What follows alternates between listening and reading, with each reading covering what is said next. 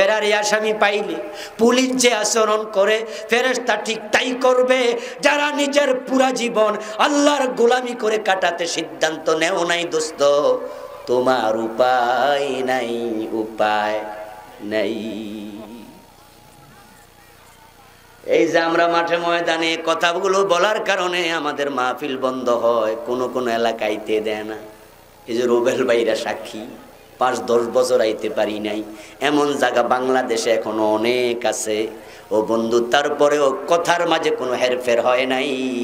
ওই 10 বছর আগে যা বলছি এখনো তা বলি, কাউরে তেল দিয়া কথা বলি না। মাহফিল থাকবে কি থাকবে না ভাবি না। সারা বাংলাদেশে যদি বন্ধ হয়ে যায়, কথা বলতে না দিয়া জেলখানায় ঢুকাইয়া দেয়, সেখানেও হক কথা থেকে এক চুল পরিমাণ সরব না। কারণ শুধু একটা, আল্লাহ না করুক যদি আমি বিচ্যুত পথে মারা যাই, আমি আবুল কালাম আজাদের উপায় নেই। আমি আল্লাহর গোলামিতে থাকা অবস্থায় মরতে চাই। الذين تتوفاهم الملائكة طيبين يقولون سلام عليكم। আল্লাহ কোরআনে বলে, যারা আল্লাহর গোলামিতে থেকে মরবে, ফেরেশতারা তার জান কবজ করার জন্য আসবে, যখন এসেই তাকে সালাম দিতে থাকবে।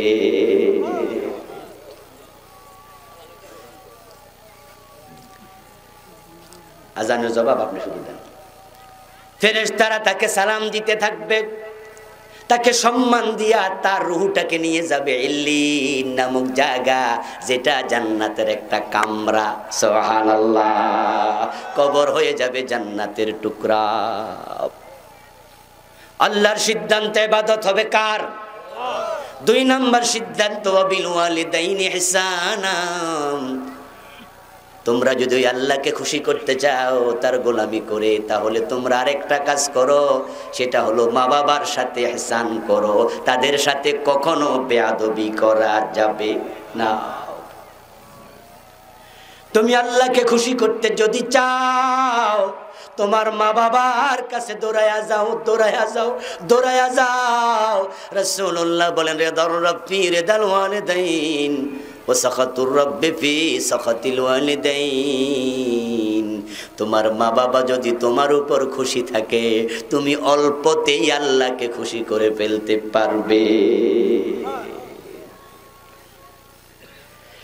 তুমি অনেক বেশি নামাজ পড়ে আল্লাহরে খুশি করতে পারবা না। এর কারণ হলো তোমার সে লম্বা সেজদা দেয়ার মাখলুক আছে না নাই?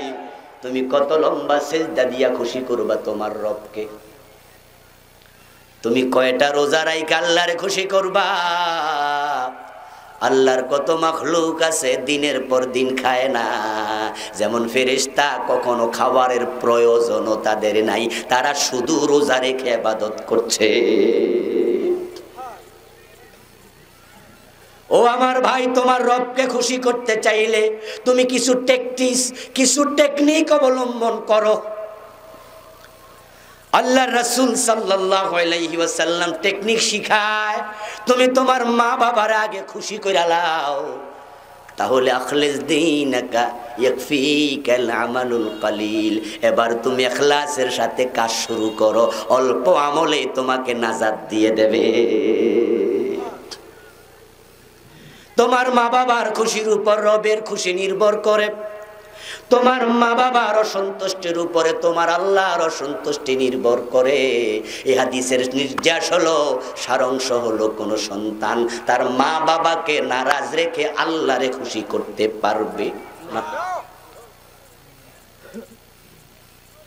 আমরা জান্নাতের জন্য হজ করি, তাহাজ্জুদের সময় শীতের মাঝে ওযু করে তাহাজ্জুদ পড়ি, ফরজ নামাজ, কাজা তো প্রশ্নই আসে না। কষ্টার্জিত টাকাটা যাকাত হিসাবে হিসাব করে করে 1 আনা হলো দিয়া দেই। রিকশাওয়ালা পকেটের টাকা মসজিদের বাক্সায় দেয় জান্নাত পাওয়ার জন্য কত কষ্ট করলাম। অথচ এই কোরআনের সবচেয়ে বড় মুফাসসির যিনি বিশ্বনবীর পরে, যাকে রাইসুল মুফাসসিরিন বলা হয়, উনি রাসূলের চাচতো ভাই আব্দুল্লাহ ইবনে আব্বাস রাদিয়াল্লাহু তাআলা আনহুমা, তিনি বিশ্ব মানবতাকে লক্ষ্য করে বলেন, সহিহ বুখারীতে এসেছে হাদিসে মাওকুফ। ইবনে আব্বাস বলেন, ইন্নী লা আলামু আমালান আকরাবু ইলাল্লাহ মিন বিররিল ওয়ালিদাইন। আব্দুল্লাহ ইবনে আব্বাস বলেন, আল্লাহর কাছে তাড়াতাড়ি যাওয়ার জন্য, তাকে খুশি করার জন্য মা বাবার সাথে ভালো আচরণ করা, তাদেরকে খুশি করার মতো সহজ আর কোনো আমল আমার জানা নেই।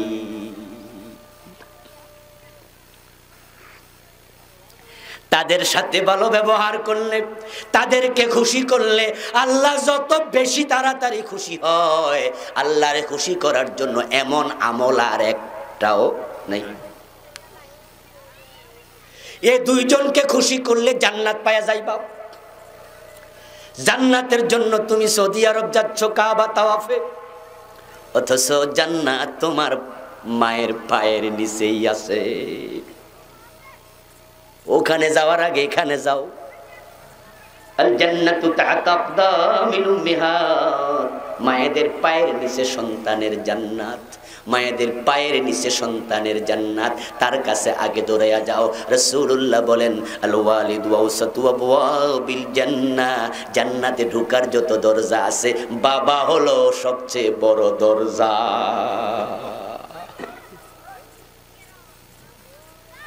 কোন একদিন আলোচনা করার সময় নবী মুহাম্মদ বলেন, রগমান পোহো রগমান পোহো রগমান ফুহু, আল্লাহ তার নাক দুলায় লুটায়া দেখ, দুলায় তার নাক একবারে লুটে যাক, সে ধ্বংস হোক। বিশ্বনবী বদদোয়া দেয়া শুরু করলেন, 3 বার বললেন। অথচ রাসূল সাল্লাল্লাহু আলাইহি ওয়াসাল্লাম স্বাভাবিকত কখনো বদদোয়া দিতেন না। আজকে তিনি কথা শুরু করলেন একজনকে অভিশাপ দেওয়ার মাধ্যমে।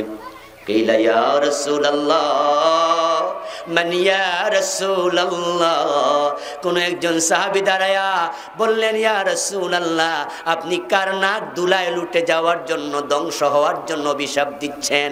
এই অপরাধী লোকটা কে, আমরা জানতে চাই। রাসূলুল্লাহ বলেন, মান আদরাকা ওয়ালিদাইহি ইনদাল কিবার আহাদাহুমা আও কিলাহুমা সুম্মা লাম ইয়াদখুলিল জান্নাহ। আমি অভিশাপ দেই সেই উম্মতকে যে উম্মত তার মা বাবা দুইজনকে বৃদ্ধ অবস্থায় পেয়েছে অথবা একজনকে পেয়েছে। জান্নাতটাই তো পাইছিল, কিন্তু ওই লোকটা জান্নাতে ঢুকতে পারে নাই, এমন উম্মত আমার দরকার নাই। জান্নাত তো তার ঘরে ছিল, সে কেন কামাই করলো না? মেরাজে রাসূল গেলেন, আল্লাহ তাআলা রাসূলকে জান্নাত পরিদর্শন করালেন। ক্বালান নবী সাল্লাল্লাহু আলাইহি ওয়াসাল্লাম, দাখালতুল জান্নাহ ওয়া সামি'তু ফিহা কিরাআ। আমি জান্নাত পরিদর্শন করতে গিয়ে দেখি জান্নাতের মাঝে কোরআন তেলাওয়াত করছে মধুর সুরে। আল্লাহর এক বান্দা, আমার কানে তেলাওয়াতের আওয়াজ পৌঁছে গেল। ঈসা নবীর উম্মত হলে পড়তো ইনজিল, মূসা নবীর উম্মত হলে পড়তো তাওরাত। কোরআন তেলাওয়াত করছে, এতে আমি বুঝেছি লোকটা আমারই উম্মত হবে।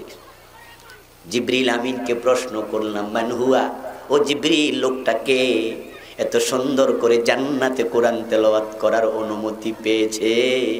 কে সেই লোক, একটু পরিচয়টা বলো। জিবরিল আমিন বলে, হুয়া হারিসা ইবনে নুমান। ও নবী, এ তো আপনার সাহাবী হারেসা। অথচ হারেসা তখনও ইন্তেকালই করে নাই। হারেসা দুনিয়ায়, বিশ্বনবী মেরাজ থেকে ফিরে এসে হারেসাকে ডাকলেন, ও আমার ভাই হারেসা, তোমার আমি জান্নাতে কোরআন তেলাওয়াত করতে দেখে এসেছি। তুমি আমারে বলতে হবে এমন কি নেক আমল তুমি করো, আল্লাহ খুশি হইয়া তোমারে জান্নাত দিয়া দিছে।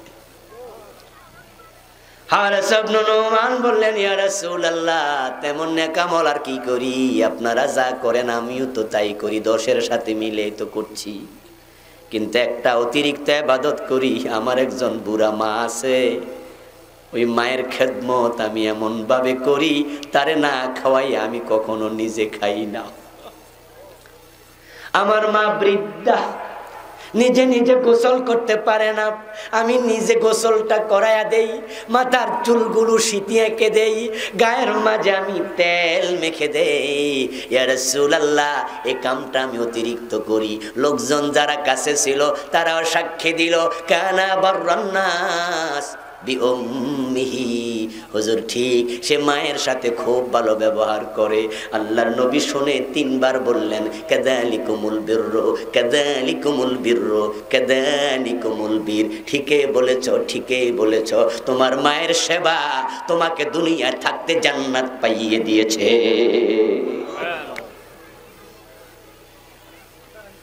এই মাহফিলের জন্য এসেছেন আপনারা, কেমনে জান্নাতে তাড়াতাড়ি যাওয়া যায়, কিভাবে জান্নাতের পথ পাওয়া যায়, আমি আবুল কালাম আজাদ আপনাদেরকে সেটাই বলছি। দৌড়াইয়া মা বাবার কাছে যান, তাদেরকে খুশি করেন, আল্লাহ খুশি হয়ে যাবে। তারা এমন 2 জন মানুষ যাদের দোয়া আল্লাহ কখনো ফিরাইয়া দেন। আল্লাহ বলছেন তাদের সাথে ভালো আচরণ করো, ইহসান করো, কিন্তু আমরা আজকে উল্টা পথে চলছি। যুবকদের দিকে তাকালে এখন দেখা যায় বিয়ের আগে মা সারা কিচ্ছু বোঝে না, ঢাকায় চাকরি করে, সকালবেলা অফিসে যাওয়ার আগেও মাকে ফোনে কয়, মা যাইতাছি দোয়া কইরো। দুপুর বেলায় খাওয়ার সময়, মা খাইছনি। রাতের বেলায় ঘুমানোর আগে কয়, মা ঘুমাইতে যাচ্ছি দোয়া করো।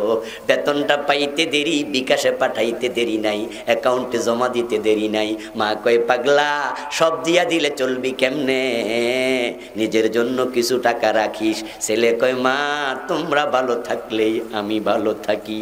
মা পাগল ছেলে, বাবা পাগল ছেলে, মনটা ভরে যায়, কিন্তু বিয়েটা করলে মারে ভুলে বউ সারা কিছু বোঝে না।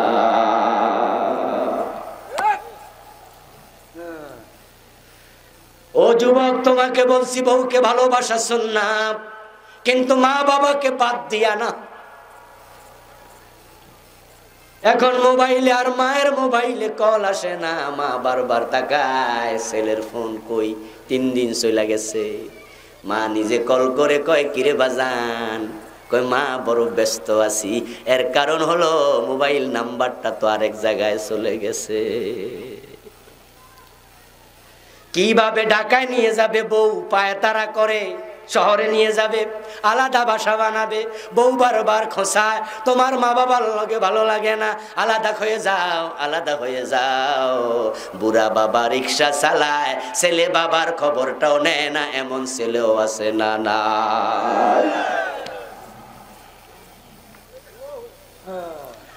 এখন মা বাবা লজিং মাস্টার, লজিং মাস্টার। 3 ছেলে মা বাবারা নিয়ে ভাগ করে, 10 দিন 10 দিন 10 দিন, 9 দিন যাওয়ার পরে বউয়ে সিগন্যাল দেয়, আম্মা কালকে কিন্তু আমাদের ঘরে খানা শেষ। মা বাবার কলিজাটা তখন ফাইটা যায়। হাইরে, মা কয়, তোরে আমি 9 মাস 10 দিন পেটে ধরছি, কাউরে ভাগ দেই নাই, ভাগাভাগি করি নাই। কত লাথি তুই এই পেটে দিস, এ কষ্টের কথাটারও কাউকে ভাগ দেই নাই। তোরে আমি প্রসব করেছি, মৃত্যুর মুখে গিয়েছিলাম, ওই কষ্ট একা সয়েছি, কাউকে ভাগ দেই নাই। 2.5 বছর 2 বছর দুধ খাওয়াইছি, কারোরে ভাগ দেই নাই। 4 বছর 5 বছর ডাইন হাত বাম হাত দিয়া তোর পায়খানা গুলো মুছছি, ধুইছি, কাউরে ভাগ দেই নাই। আজকে তুই আমারে সিগন্যাল দেস, কালকে সময় শেষ।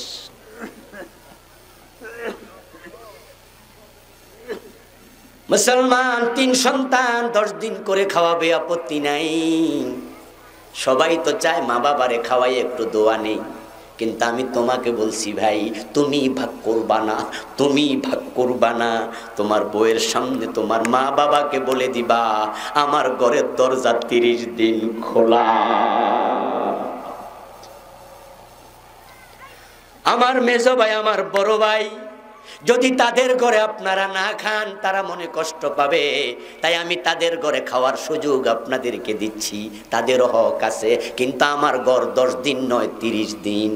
বউয়ের সামনে বলে দিতে হবে, আমার মা আমার বাবা এই পাকঘরে তারা ঢুকবে, ডেক্সির পাতিলের ঢাকনা তারা সরাইয়া মনে যেখানে চায় সেখান থেকে খাবে। তুমি কখনো চোখ রঙ্গা করতে পারবা না, ব্রু কুচকাতে পারবা না, ঠোঁট বাঁকা করতে পারবা না।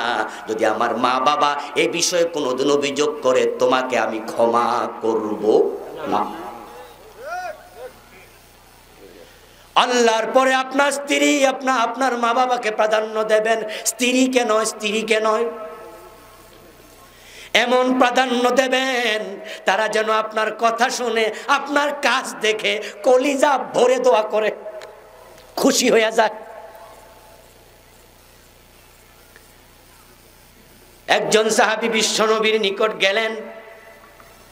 ওনার বাবার একটা অভ্যাস ছিল, বাবা ওনার কাছে বেশি বেশি টাকা চাইতো।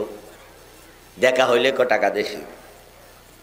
তিনি বিশ্বনবীর কাছে অভিযোগ করলেন, ইন্নালি মালাউ ওয়া ওয়ালাদা ওয়া কানা বি ইউরিদু আন ইয়াহতাজা ইলা মালি।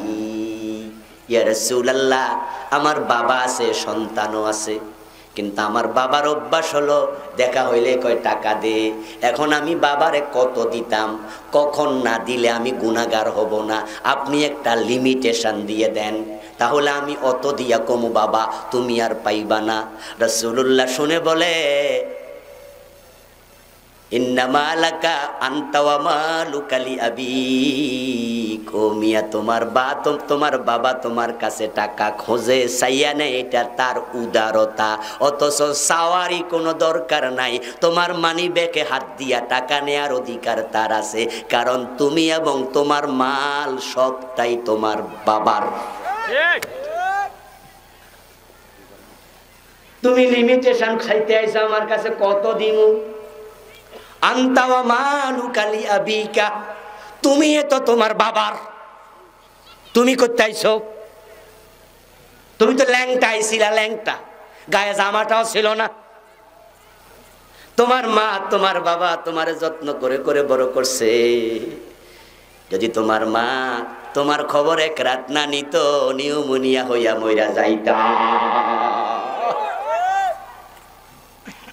এই শীতকালে তুমি রাতের বেলায় 10 বার 15 বারও পায়খানা প্রস্রাব করছো, তোমার পেট খারাপ হলে 5 বার 7 বার পায়খানা করছো।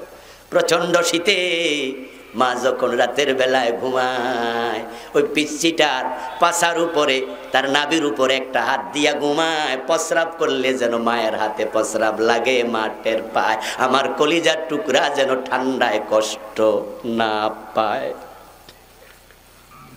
তুমি প্রস্রাব করার সাথে সাথে গভীর রাতে মা উঠেই পরিবর্তন করেছে তোমার কাঁথা ভিজাইতে ভিজাইতে শেষ করছো। 3 দিন 4 দিন সহ্য ওঠে না, কুয়াশার কারণে দেখা যায় না, সবগুলা ভিজা পইরা আছে। এখন তো কাপড় কমে গেছে, মা নিজের কাপড়ের উপরে শোয়ায়। যখন কাপড়টা ভিজে যায়, তোমার সুন্দর করে ব্যাক সাইডটা মুছে কলিজার সাথে লাগাইয়া ঘুমাইছে। যদি মা এক রাত তোমার খবর না নিত, নিউমোনিয়া হইয়া যাইত, ঠান্ডা লেগে যেত, তুমি বাঁচতাই না 2-6 দিন খবর না নিলে। আর আজকে বউয়ের কথা শুই না, মার সাথে 15 দিন কথা কয় না, এমন জালেম ছেলেও আছে না নাই?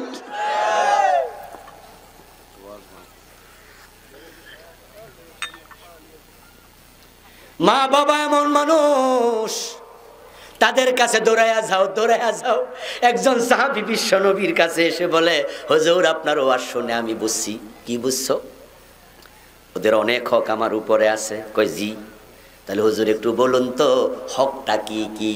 তাহলে একটা তালিকা দেন, আমি ওই তালিকার আলোকে তাদের হক আদায় করতে থাকবো। বিশ্বনবী বলেন, হুমা জান্নাতুকা ওয়া নারুক। সংক্ষেপে বলি, কি হক জানতে আইছো? তারাই তোমার জান্নাত, তারাই তোমার জাহান্নাম। সাহাবী বলে মা হাক্কুল ওয়ালিদাইন আলা ওয়ালাদিহিমা, হক একটু জানায়া দেন। রাসূল বলে জানাবো আর কি, খুশি করলে জান্নাত পাইবা, নারাজ করলে জাহান্নামে যাইবা। এবার তুমি বোঝো কেমনে খুশি করবা। ওই মায়ের সাথে বাবার সাথে আল্লাহ বলছে ফালা তাকুল্লাহুমা উফ, কখনো উফ বলবা না, বিরক্ত হইবা না, কোনো আচরণে কখনো রাগ করবা না। তারা দুজন যখন বুড়ো হয়, বিশেষ করে তখন খেয়াল রেখো, কারণ হলো মানুষ যখন বুড়ো হয় বুঝ তখন কমে যায়। বুড়া মানুষের মন আর ছোট বাচ্চার মন একরকম, অনেক কিছু ভুলে যাবে, বুঝ কমে যাবে, খাইয়া বলবা আবার খাবো, কথা একটা 13 বার জিগাইতে পারে। ওলা তাকুল্লাহুমা উফ, তাদের কোনো আচরণে বিরক্তি প্রকাশ করা যাবে না, উফ শব্দ বলো না। ওয়ালা তানহারহুমা, তাদের দুইজনকে কখনো ধমক দিয়ে কথা বলিও না, বরং তাদের সাথে তখন ওয়াকুল্লাহুমা কাওলান কারীমা, সর্বোত্তম ব্যবহারটা করো, সর্বোত্তম ব্যবহার। হযরত ওমরের ছেলে আব্দুল্লাহ ইবনে ওমর রাদিয়াল্লাহু তাআলা আনহু থেকে বর্ণিত একটি হাদিস শাহেদা, আব্দুল্লাহ ইবনে ওমর রাজুলান ইয়ামানিয়ান ইয়াতুফু বিল বাইত হামালা আম্মাহু ওয়ারাআহু। হযরত ইবনে ওমর দেখেন এক ব্যক্তি তার মাকে তার পিঠের মাঝে লইয়া, কাঁধের মাঝে লইয়া ইয়াতুফু বিল বাইত, কাবা তাওয়াফ করতেছে।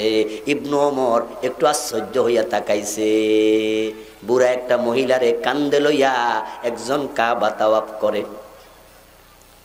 ওই লোকটা ছিল ইয়ামানের মানুষ, রাজুলান ইয়ামানিয়া ইয়াতুফু বিল বাইত হামালা উম্মাহু ওয়ারা যাহরি। তাওয়াফ শেষ, এবার সে লোকটা আব্দুল্লাহ ইবনে ওমর রাদিয়াল্লাহু তাআলা আনহুর কাছে আসলো, এসে বলতেছে ও রাসূলের সাহাবী আব্দুল্লাহ, ওমরের বেটা আব্দুল্লাহ, একটা মাসআলা জিজ্ঞাসা করতে এসেছি। এই হলো আমার মা, বুড়া হইয়া গেছে, উনার শখ উনি হজ করবে, কিন্তু হাঁটার ক্ষমতা তার নাই। মায়ের শখ পূর্ণ করার জন্য আমি ইয়ামান থেকে মারে কাঁধে নিয়ে আইছি। তখন তো গাড়ি ঘোড়া, ঠেলা গাড়িও,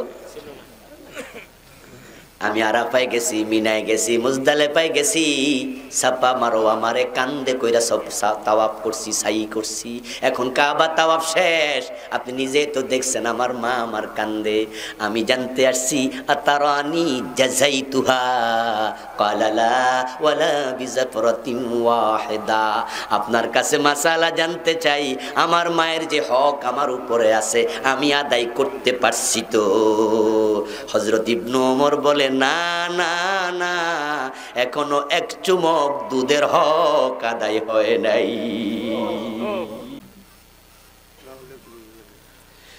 গায়ের চামড়া কেটে জুতা সিলাইয়া দিবা, হক আদায় হবে না।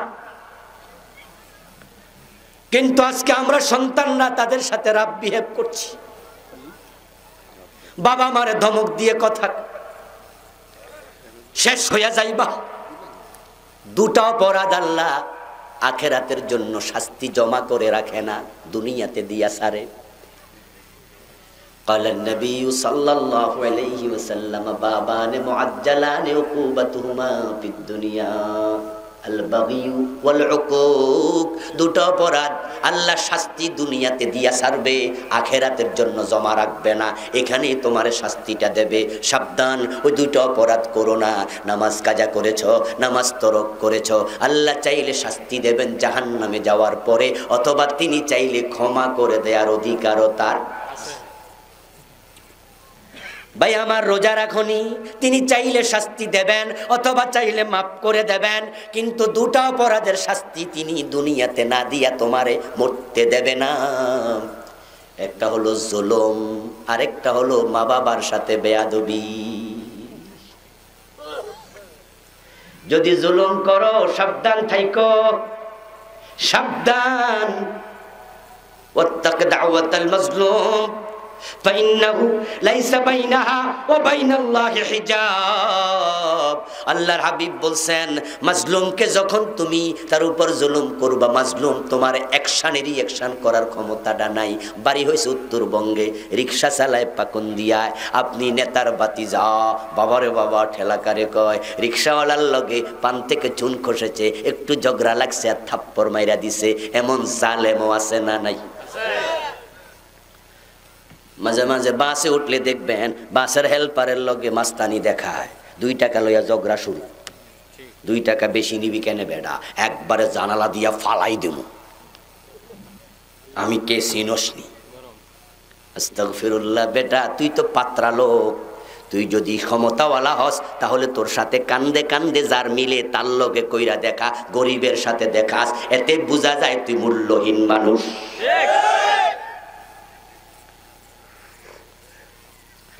ওই রিক্সাওয়ালার গালে থাপ্পড় লাগাইয়া দিয়া তুমি বাহাদুর বড় লোক সেজেছ, ক্ষমতাওয়ালা। রিক্সাওয়ালা দেখেছে তার সাথে রাব বিহেভ করার পরে, চা দোকানে বইয়া কত মানুষ তাকায়া তাকায়া দেখে, কিন্তু কেউ সাহায্য করার জন্য আসে না। এতে রিক্সাওয়ালা বুঝে নিছে লোকটা তো ভালো না, মানুষ তারে ডরায়, ভয় পায়, তাই কেউ আমার কথায় কান দেয় না। আমি বলছি আমার একটু সাহায্য করেন, লোকটা ভাড়া দিল না, উল্টা থাপ্পড় দিল, কেউ তো সাহায্য করে না। রিক্সাওয়ালা বুঝেছে লোকটা ঝামেলাওয়ালা, তাই তখন সে চোখের পানি ছেড়ে দেয়। আমার বাড়ি রংপুর, আমি পেটের দায়ে এসেছি পাকুন্দিয়া, হাতলে হাত রেখে পেডলে পা রেখে উল্টা পথে আবার যখন ফিরে চোখের পানি ছেড়ে দিয়া মাথাটা নিচু করে কয়, ও আকাশের মালিক, গরিব বানাইলা কেন?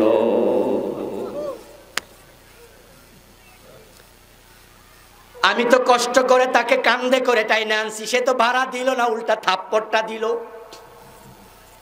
আমি তো অরিজিনাল ভাড়াটাই চাইছিলাম, গরিব বানাইলা কেন?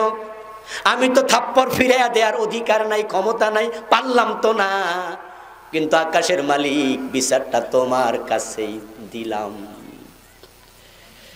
রাসূলুল্লাহ বলেন, সাবধান, ওই বেটার বদদোয়ার মাঝে আর আল্লাহর মাঝে পর্দা থাকে না।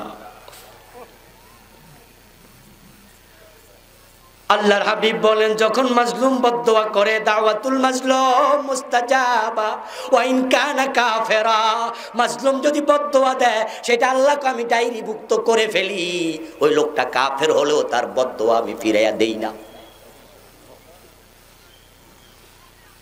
আরেকটি হাদিসে পাওয়া যায়, ওই বদদোয়াটাকে আল্লাহ তাআলা ধরে নিয়ে মেঘমালার উপরে বসায়া দেয়, ফাওকাল গামাম, মেঘের উপরে বসায়া কয়, ও বদদোয়া তুই একটু এখানে বসে থাক, আমি তোর সাথে আছি, লানসুরান্নাকা ওয়ালাউ কানা বা'দা হিন। এই বদদোয়া যেহেতু দিছে, আমি এটা ফেলে দেব না, এনেছি মেঘমালার উপর রেখে দিয়েছি, আমি তোকে সাহায্য করব, তোর সাথে আমি আছি। তবে হতে পারে যে থাপ্পড় মারছে তারে আমি 2 মাস 4 মাস 6 মাস সময় দেব, কিন্তু তারে আমি সার দেব না, তাকে আমি সার দেব না, তাকে ছেড়ে দেব না, আমি তাকে ধরবই। তুমি যদি 3 কেজি ওজনের থাপ্পড় দাও, তোমার মায়ের কোলে বসাইয়াই আরেকজনকে দিয়া 10 কেজি ওজনের থাপ্পড় তোমার গালের মাঝে ফিরানোর ক্ষমতা আল্লাহর আছে না? না।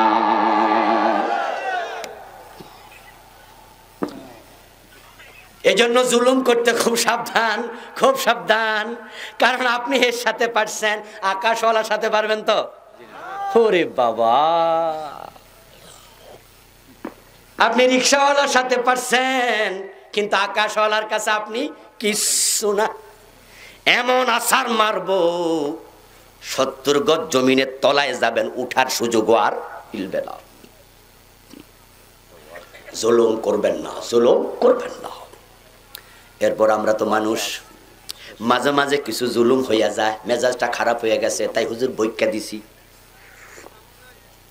গরিব মানুষ বাড়ির পাশে থাকে, ঝগড়া লাগছে, কথাবার্তা একটু খারাপ কইছে, আপনার অধিকার ছিল, সে যদি আপনার একটা গালি দেয় আপনি চাইলে ক্ষমা করবেন, অথবা বেশির চেয়ে বেশি হইলে একটা ফিরাইতে পারবেন, 2টা করলে জালেম।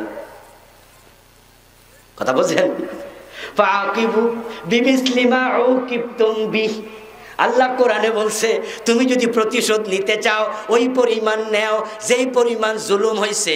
আপনি এক এলাকার নেতা, সে আপনার একটা গালি দিছে, চাইলে ক্ষমা করেন। আর যদি আপনি তাকে ফিরিয়ে দিতে চান, একটা গালি দেওয়ার অধিকার আপনার আছে, যেহেতু সেইটা দিছে আপনি ফিরাইতে পারবেন, তবে ক্ষমা করা উত্তম। ক্ষমা করা। কিন্তু আমি না নেতা, আমি না বড় লোকের ছেলে, তাই রাগ উঠছে, সে আমার গালি দিল কেন, তাই গালিটা না দিয়ে উল্টা থাপ্পড়টা দিয়ে দিছে। হুজুর মেজাজটা খারাপ হয়ে গেছিল, জুলুম তো হইয়া গেছে, এখন কি করি? এ তো বদদোয়াটা দিয়া দিছে, আল্লাহ তো বদদোয়াটা লেখা লাইছে। কোর্টে মামলা হয়ে গেছে। এখন মামলা হওয়ার পরে যে বেটা বাদী, সে যদি কোর্টে গিয়া কয় আমি মামলাটা উঠাইয়া নিতে চাই, সে সুযোগটাও কোর্টে আছে না নাই? আছে না? অনেক সময় চেয়ারম্যান সাহেবরা এটা করে, ঝগড়া লাগছেন, দুই পক্ষ মিলা যান, মামলাটা আমিও সুপারিশ করি, ওসি সাহেব একটু উঠাই দেন। এখন আপনি জুলুম যদি করে ফেলেন, তাহলে আপনি মামলা তারে দিয়া উঠাতে হবে। আপনি তার কাছে যান, গিয়ে হাত চাইপা ধরে কন, বাইরে এদিন রাগ উঠছিল, একটা থাপ্পড় দিছি, তুই আমার একটা থাপ্পড় দিয়া দে, না হয় মাফ কইরা দে। সে যদি তখন বলে আমি থাপ্পড় দেব, মাফ করব না, তাহলে আপনাকে থাপ্পড় খাইতে বাধ্য থাকতে হবে, কারণ আপনি জালেম। আর সে যদি বলে ঠিক আছে আপনারে মাফ করে দিলাম, আকাশওয়ালাও ওই মামলাটা ফিরাইয়া দেবে। যদি মাপ না নেন তাহলে অপেক্ষা করুন, তিলকালাইয়া মনুদাবিলুহা বাইনান নাস, আল্লাহকে আমি দিন ঘুরাইয়া দেই। আজকে থাপ্পড় দিছো, কালকে তোমার গালে আরেকজন থাপ্পড় দেবে, এর আগে আল্লাহ তোমারে মরতে দেবে না। আরেকটা হলো আলোক, পিতা মাতার সাথে বেয়াদবি করো না, যদি করো উপায় নাই, এটা তোমার সন্তান তোমারে ফিরাইয়া দেবে, ডেফিনিটলি ফিরে পাইবা। ও পুত্রবধূ, তোমাকে বলছি আমার বোন, আজকে তুমি বউ, কালকে তুমি শাশুড়ি হবে, ঠিক না? আজকে তুমি ছেলে, দাড়ি কাঁচা, কালকে দাড়ি পাকবে, তুমিও বাবা হবে। আজকে তোমার শাশুড়ির সাথে যে আচরণ করো, তোমার পুতের বউ সেটাই ফিরাইয়া দেবে।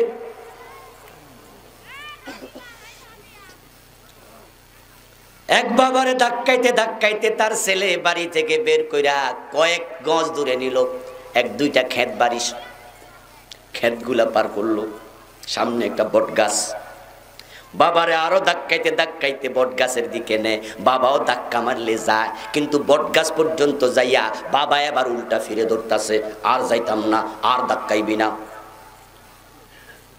ছেলে কয় আশ্চর্য, এতক্ষণ ধাক্কা দিলে দৌড়াইছে, এখন আর যায় না। এই বাবা তোমার হইছেটা কি, যাইবা না? মানি। কয় তোর দাদারে আমি এ পর্যন্ত আনছিলাম, তুই বেশি নিবি কেন?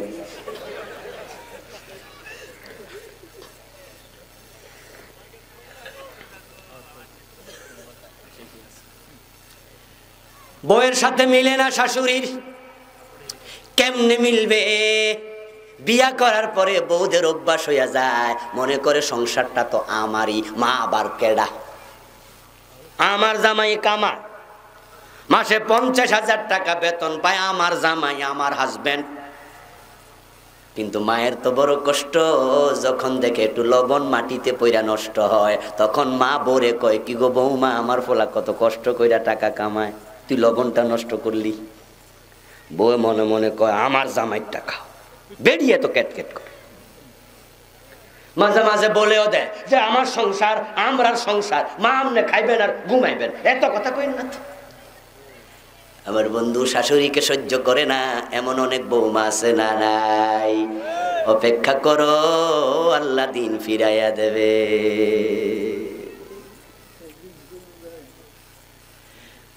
বউয়ের কথা শুই না মার নিয়ে একসাথে খায় না, মা আলাদা খায়। একটা ছোট্ট দোতারায় কামরা বানাইছে, কামরা, মা ওখানে তাকে, বুড়া মানুষ, নিস্তলা থেকে খাবারের টাইমে নাতি নিয়া নিয়া মাটির ফাঙ্কি, মাটির প্লেটে করে ভাত দিয়া তরকারি দিয়া চলে আসে, ওখানে বৈশা বৈশা দাদি খায়। মাঝে মাঝে ওই ছোট্ট বাচ্চা দাদিরে ভাতের প্লেট দিয়া কয়, দাদি আমরা তো মাছ দিয়া খাইছি, তোমারে শুধু সবজি দিছে কেন? ছোট্ট বাচ্চার মুখ থেকে মা যখন শোনে আমারে তো মাছটা দেয় নাই, মায়ের কলিজাটা ফেটে যায়, মনে পড়ে যায় ও ছেলে ছোট্ট কালে তোরে আমি নিজে খুঁটে খুঁটে কত খাওয়াইছি, নিজে মাছটা খাই নাই। আমার প্লেটের মাছ শেষ হয়েছে, তখন তুই ইশারা দিস বাবার প্লেটেরটার দিকে, বাবারটাও লইয়া তোরে খাওয়াইছি, আমরা সব তোরে খাওয়াইলাম, আর তুই আজকে নিচে খাস, মাছ দিয়ে আমারে সবজি দেস। দাদি তো মুখ ফুটে কয় না, নাতিরে কয় নাতি আমার পেটটা তো বালা না, এই জন্য তোর মা হয়তো আমারে শুধু সবজি দিচ্ছে। আমি বুড়া মানুষ তো, সব তো পেটে এখন সইব না, তোরা খা খা, আল্লাহ তোরা খাওয়াক। মায়ের কলিজা ফেটে যায়, বদদোয়া মুখে দেয়া লাগে না, তুই গজব হইয়া যাবি। আমার বন্ধু কোনো একদিন মাটির ফানকি নিয়াম নিচে সিঁড়ি বেয়ে বেয়ে দোতলার দিকে উঠতেছে, বাচ্চাটা হঠাৎ করে হোঁচট খেয়ে পড়ে ফানকিটা পরে ভেঙে গেল। বাচ্চা তো কান্না শুরু করে দিল, বাচ্চার মা ধরে আইছে, বাজান কেন কাঁদস, কেন কাঁদস? আই বেটা ভাত পড়েছে, কি হয়েছে? আমাদের ডেকচিতে ভাত আছে, তরকারি আছে, তুই কান্দিস না, পড়ে গেছ, কিচ্ছু আসে যায় না। ছেলের কান্দা থামে না, থামে না। মা কয় কেন কাঁদস, থামস না কেন? ছেলে কয় মা ভাত তো আছে জানি, তরকারিও আছে জানি, কিন্তু ফেলেরটা যে ভেঙে গেল, তুমি বুড়া হইলে দিমু কোনটা দিয়া?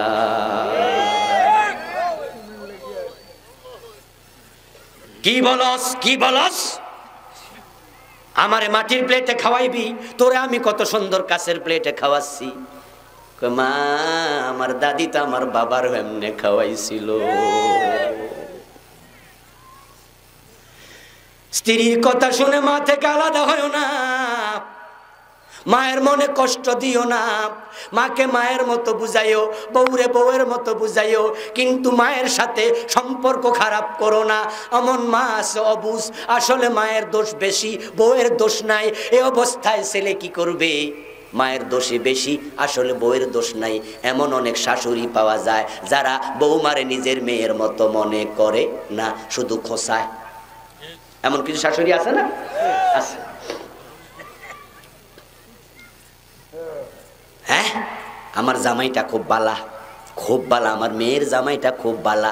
গল্প করে ননদের সাথে, অন্য অন্য মহিলাদের সাথে, কেমন কেন বালা? আমার মাইয়ার কথা ছাড়া ওড়েও না, বইও না।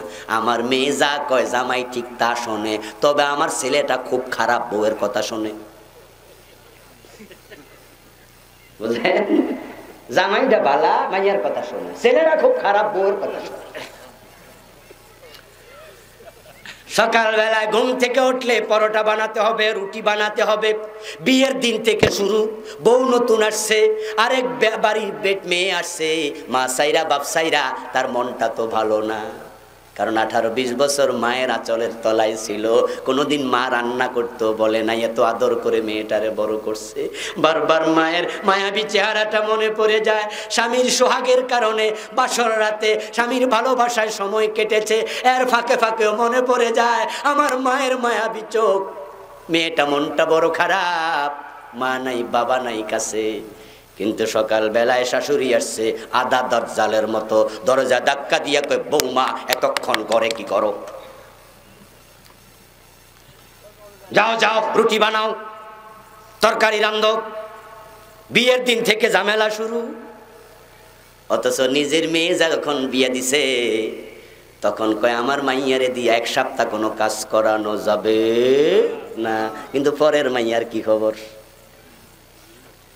এমন কিছু শাশুড়িও পাওয়া যায়। আমি ওই শাশুড়িদেরকে বলবো, তুমি আল্লাহর কাছে জালেম হয়ে হাজির হওয়া লাগবে। আল্লাহ বউয়ের জন্য আছে, শাশুড়ির জন্য আছে। অবুঝ অবুঝ শাশুড়ি।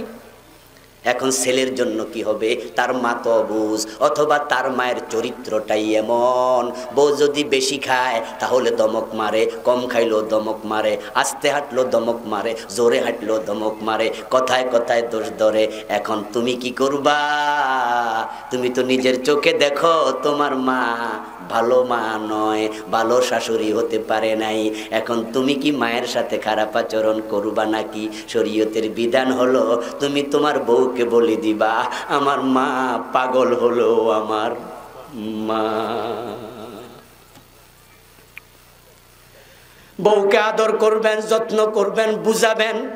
তোমার উপর জুলুম হয় আমি দেখতেছি, কিন্তু আমার কাছে আমার মায়ের বিরুদ্ধে বিচার দিও না, দিও না। কারণ যদি আমি আমার মায়ের মনে কষ্ট দেই, মা যদি না বুঝা বদদোয়া দেয়, আল্লাহ আমারে ছাড়বে না। মা এমন এক মানুষ যে না বুঝে বদদোয়া দিল কবুল হয়, অন্যায় করে বদদোয়া দিও কবুল হয়। এমন মানুষ জমিনে আর একজনও নাই। সহিহ বুখারীতে এসেছে, জুরাইজ নামে আল্লাহর এক বান্দা, বনি ইসরাইলের আল্লাহর ওলি ছিল। তাকে বলা হতো মুজাবুদ দাওয়া, দোয়া করতে দেরি কবুল হতে দেরি হয় না। অনেক বড় আলেম আবেদ। একদিন তিনি তার ইবাদতখানায় দরজা লাগাইয়া নামাজে দাঁড়ালো। মা দরজার বাহিরে ডাকলো, জুরাইজ। জুরাইজ নামাজের ভিতরে ভাবে, কি করি, মা তো ডাকছে, আবার নামাজ যদি ভাঙ্গা ফেলি আল্লাহ নারাজ হয়ে যায়। তাই জুরাইজ বলে, না, আমার নামাজ আমার মা, আমার নামাজ আমার মা, এরকম ভাবতেছে, কি করি। সিদ্ধান্ত নিল নামাজটা সালাম ফিরাইয়া মায়ের সাথে কথা বলবো। নামাজটা শেষ করে দরজা খুলে দেখে মা নাই। মা চলে গেছে বাড়িতে। হযরত জুরাইজ আবার নামাজে দাঁড়ায় গেছে। মনে করলো মায়ের দরকার হলো তো আবার আইবো। নামাজে দাঁড়ানোর পরে আবার মা এসে ডাকে, জুরাইজ। জুরাইজকে এখন আবার কি করি, ঠিক আছে নামাজটা শেষ করি। এরকম 3 বার ঘটেছে।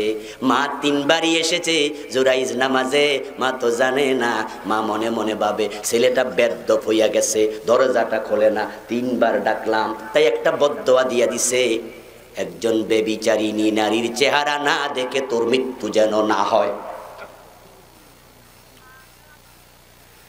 আপনাদের কাছে আমি একটা জিনিস জানতে চাই, জুরাইজ কোনো অপরাধ করছে? জুরাইজ কি অবস্থায় আছে? কথা বলেন না কেন ভাইরা? কি অবস্থায়? মা কি দেখছে? কিন্তু যে আল্লাহ বদদোয়া কবুল করে, আল্লাহ কি দেখে নাই? আল্লাহ তো বদদোয়াটা কবুল না করলেও পারতো, কারণ জুরাইজ তো নামাজে প্রাধান্য দিছে। আল্লাহ তো দেখে। সহিহ বুখারীর riwayat।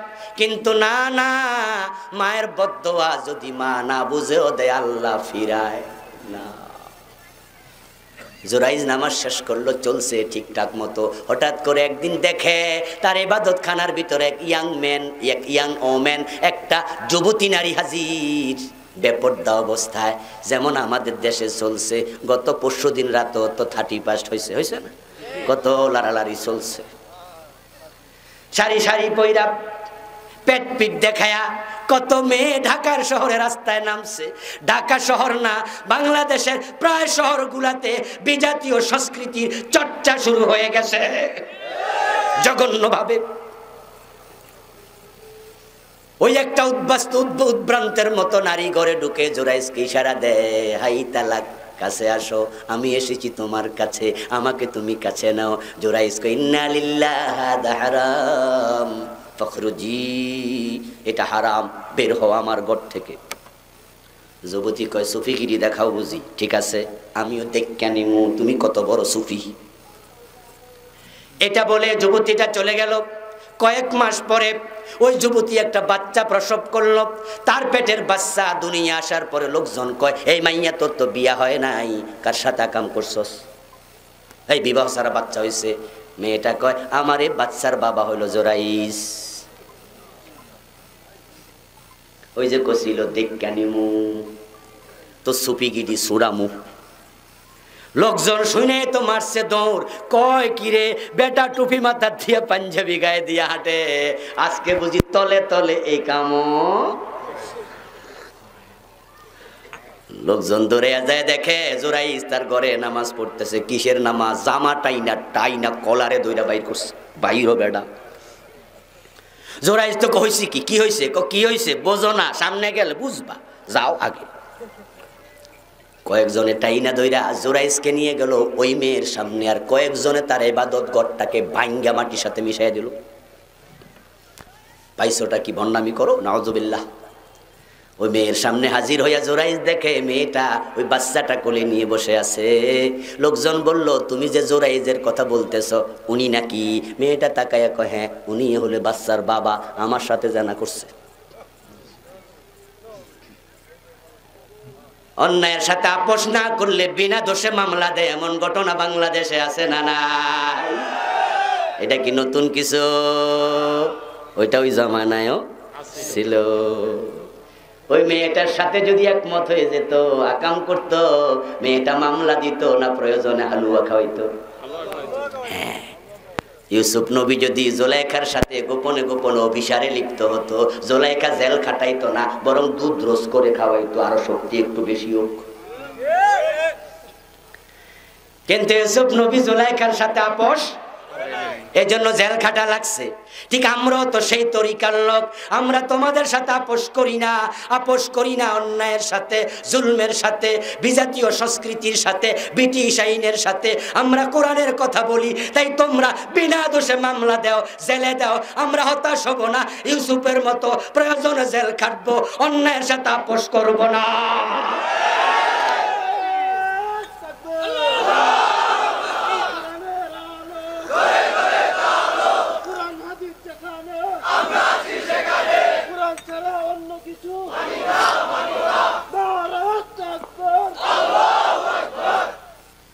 অন্যায়ের সাথে আপোষ না করলে আমি যত বড় মুফাসসির হই, হতে পারে দর্শন মামলার আসামি আমারও বানানো হবে। বাড়িঘর ফোরাইছি কইয়া জেলে দিয়া দিব। আসলে বাস্তবতা এটা নয়। জোরাইদ জানা করে নাই, আজকে মামলার আসামি হওয়া লাগলো, ঠিক না? ওই মেয়ে কয় জিদ করলাম, জিদ দেখায় আসার মুখ। হযরত জুরাইজ তো অবাক হয়ে গেছে, মনে পড়ে গেছে, এটা তো ওই মাইয়াডা, যে মাইয়াডা আমার রুমে আসছিল। হযরত জুরাইজের বুঝ হইয়া গেছে, কেন আজকে আমারে সে পাশায়? আমি তো বুঝছি, আমি তো তার অন্যায়ের সাথে আপোষ করি নাই, তাই সে আজকে জিজ্ঞাসা মিটাচ্ছে। হযরত জুরাইজ লোকদেরকে বলল, 150 কে, ঠিক আছে আমি দোষী। লোকজন কয় জি। মাইয়া তো কইতাছে, আমার 2 রাকাত নামাজের সময় দিবানি। এরপরে বিচার যাই কইরো, ঠিক আছে 2 রাকাত নামাজ পড়ো। জুরাইজ 2 রাকাত নামাজ পড়লো, সেজদায় গিয়ে বলে, আল্লাহ আমি অসহায়, কিন্তু তোমার তো ক্ষমতার অভাব নাই, আমার এই অভিযোগ থেকে তুমি বাঁচাও।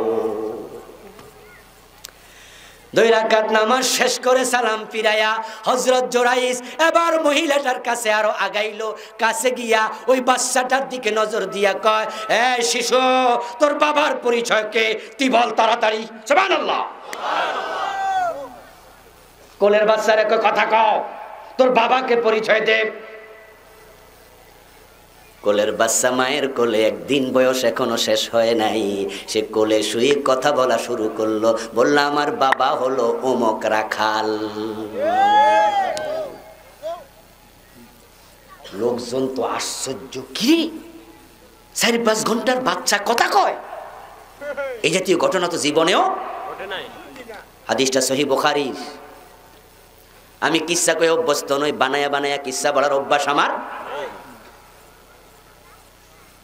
মাঝে মাঝে উদাহরণ দিয়ে 2-1টা, কিন্তু কিচ্ছা যখন বলি তখন এগুলো অথেন্টিক হওয়া লাগবে।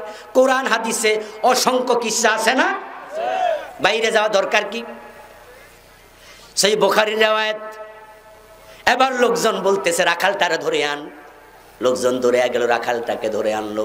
ধরে এনে মেয়েটার সামনে রাখলো, রেখা কয়, এ মেয়ের সাথে তুই জানা করছ? রাখালটা মাথা নত কইরা কয়, একবার করছি। এবার তারা মেয়েটাকে লাঠি নিয়ে ধরলো, তোরে পিটাইয়া চামড়া তুলালাম, তুই দোষ দিলি কেন জুরাইজের? জেনা করলি কার সাথে? দোষ দিলি কার সাথে? মেয়েটা তখন কয়, বেডার ঘরে একদিন গেছিলাম, বেডা জায়গা দেয় নাই, তাই জিদ উঠছিল, চাইছিলাম জিদটা মিটাইতাম, কিন্তু পারলাম তো না। হাদিসের শিক্ষা হলো মায়ের বদদোয়া। মা বলছে, জেনাকারী নারীর চেহারা না দেখে তোর মৃত্যু যেন না হয়। তাই একটা জেনাকারীর চেহারা আল্লাহ দেখাইয়া বদদোয়ার রেজাল্ট দিয়ে দিছে। এতে বোঝা যায় মা বাবার বদদোয়া না বুঝে দুলেও আল্লাহ ছাড়ে না। আল্লাহর হাবিব হাদিসটা বলে আমাদেরকে বুঝায়, কোনোভাবে কখনো মা বাবার মনে কষ্ট দেয়া যাবে না, কোনোভাবেই না, বরং খুশি করে ফেলো। তারা এমন 2জন মানুষ যাদেরকে খুশি করতে লাখ লাখ টাকা লাগে না, কোটি কোটি টাকা লাগে না। আমি আবুল কালাম আজাদ, আমারে আপনি যতই বড় হুজুর মনে করেন, আমারে খুশি করা খুব জটিল, পীরকে খুশি করা খুব জটিল। কি দিয়ে খুশি করবেন? দাওয়াত দিয়া 30 পদের তরকারি খাওয়াইবেন। আপনি মনে মনে ভাবছেন, বাবারে আজকে কবুতর খাওয়াইছি, রোস্ট খাওয়াইছি। যেমন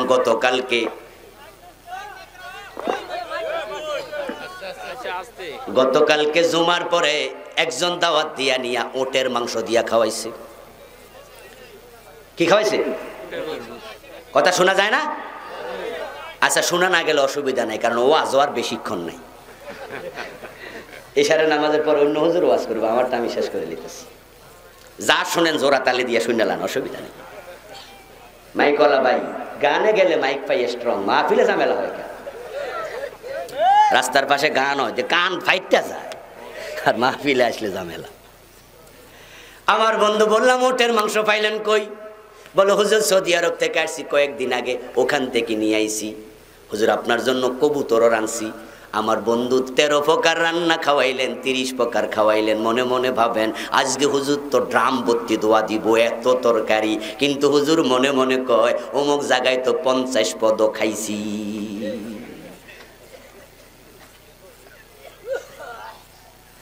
আপনি আমার মাহফিলে দাওয়াত দিয়ে হাদিয়া দিবেন, 1 লাখ টাকা দিয়ে দিলেন। বাবারে, 1 লাখ টাকা মাহফিল কয় কি?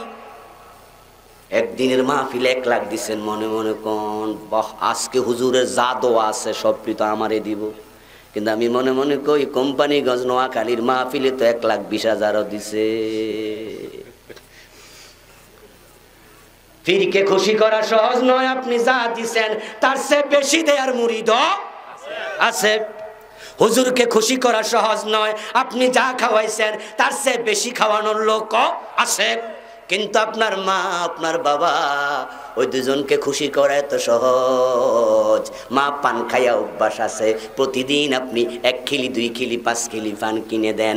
যদি কোনোদিন 1 বিড়া কিনা দেন, মা পানের দিকে তাকাইয়া এত বড় হাসি দেবে, ওই হাসির দাম কোটি টাকার চেয়েও বেশি।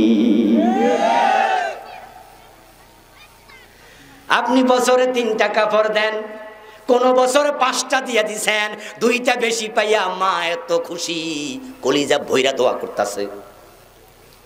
ফিরে পারে, নাও হতে পারে। আবুল কালাম আজাদের দোয়া আপনার জন্য কবুল হতেও পারে, নাও হতে পারে। কিন্তু আপনার পাগলি মা, আপনার বাবার দোয়া আল্লাহ ফিরায় না। তাদেরকে খুশি করা সহজ। বাজার থেকে যত মাছ আনবেন, বড় মাছ, বাজার থেকে আপেল আঙ্গুর আনবেন, ফ্রুটস আনবেন, আপনি আপনার মায়ের হাতে দেবেন। সন্তানের হাতে নয়, স্ত্রীর হাতে নয়, দিবেন মায়ের হাতে, দিবেন বাবার হাতে। দিয়া বলবেন, মা তোমার নাতি নাতকুরকে নিয়ে খাইও, মায়ের কলিজাটা এত বড় হয়ে যাবে। কিন্তু বাজার থেকে আঙ্গুর আনছেন, রাতের 1টা বাজে আইছেন, আঙ্গুরগুলো লুকাইয়া পকেটের ভিতরে ঢুকাইয়া, মা বাবা যেন না বোঝে, কম আনছি তো আমার পুতে খাক, আমার পুতে খাক। ফোলা কিন্তু রাইতে খাইয়া সকাল বেলায় কইয়া দিব, ঠিক কই দিব না? এতে সকালে দাদার সাথে গল্প করতে, দাদির সাথে গল্প করতে, আসল কথা দিব ফাঁস কইরা। যখনই মা শুনবে, মায়ের কলিজাটা ফেটে যাবে। তুই বুঝি আমারে বিশ্বাস করলি না?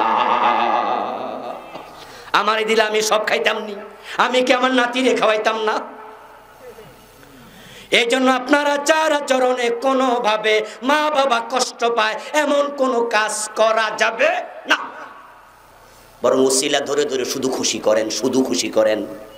তাদেরকে খুশি করতে বেশি কিছু লাগবে না, শুধু টেকনিক অবলম্বন করা লাগবে। আলহামদুলিল্লাহ, আলহামদুলিল্লাহ, যাদের উপরে তাদের মা বাবা খুশি, তারাই জীবনে উন্নতি করে, তারাই জীবনে উন্নতি করে, তারাই জীবনে ভালো থাকে, তারাই দুনিয়া আখিরাতে কল্যাণ পায়। উদাহরণ আছে বুড়ি বুড়ি বুড়ি বুড়ি। আপনি ভালো করতে চান, তাদেরকে খুশি করাইয়া ফেলেন, মনে কষ্ট দেবেন না। এখন যাদের মা বাবা মরে গেছে তারা করবে কি? হুজুর মনে তো কষ্ট দিয়া রাখছি, এখন মাপসামু কেমনে? যারা আজকে মা বাবা এখনো জীবিত আছে তারা যাইয়া পায়ে পড়বেন, মাপ চাইবেন, আজ থেকে খুশি করবেন। কিন্তু যাদেরটা মরে গেছে তাদের কাম কি? রাসূলুল্লাহকে এক সাহাবী প্রশ্ন করলেন, হাল বাকিয়া লিওয়ালিদাইয়া আবাররুহুমা বাদা মাউতিহিমা। ইয়া রাসূলুল্লাহ, মা বাবা মরে গেছে, এখন তাদের সাথে ভালো ব্যবহার কেমনে করব, ইহসান কেমনে করব? তাদের সাথে ভালো ব্যবহার তো আগে করি নাই। রাসূল বলেন রাস্তা আছে, আসসালাতু আলাইহিমা ওয়াল ইস্তিগফারু লাহুমা। তাদের জন্য বেশি বেশি দোয়া করবা, তাদের জন্য আল্লাহর কাছে ক্ষমা বেশি বেশি চাইবা, আল্লাহ মেসেজটা কবরে পৌঁছাইয়া দেবে। এই জন্য যাদের মা বাবা নাই, বেশি বেশি দোয়া। আয়াতের শেষে আল্লাহ তাআলা বলেন দোয়া হবে সবচেয়ে বেশি যেটা, সেটা হলো আমার সাথে পড়ুন, রব্বিরহামহুমা কামা রব্বায়ানি সগীরা। বেশি বেশি করে দোয়া করবেন, ক্ষমা চাইবেন, আল্লাহ আমার মাকে ক্ষমা করে দাও, বাবাকে ক্ষমা করে দাও, তাদের কবরকে জান্নাত বানাও। বেশি বেশি করে দোয়া করবেন। যদি তাদের মনে কষ্ট থাকে, আপনার দোয়ার কারণে তাদের কবরে মর্তবা বেড়ে যাবে। ফেরেশতাদেরকে জিজ্ঞাসা করবে এটা কেন হলো? ফেরেশতারা বলবে আদ-দুআউ মিন ওয়ালাদিক, তোমার সন্তানের পক্ষ থেকে দোয়া এসেছে, এর ওসিলা আল্লাহ তোমার মর্তবা বাড়িয়ে দিয়েছে, তোমার সন্তানের দোয়া। এই জন্য আপনারা আমরা সবাই এই কথাগুলো আমল করে সামনে আগাতে চাই। আল্লাহর কাছে তৌফিক কামনা করি। সবাই বলেন আমিন।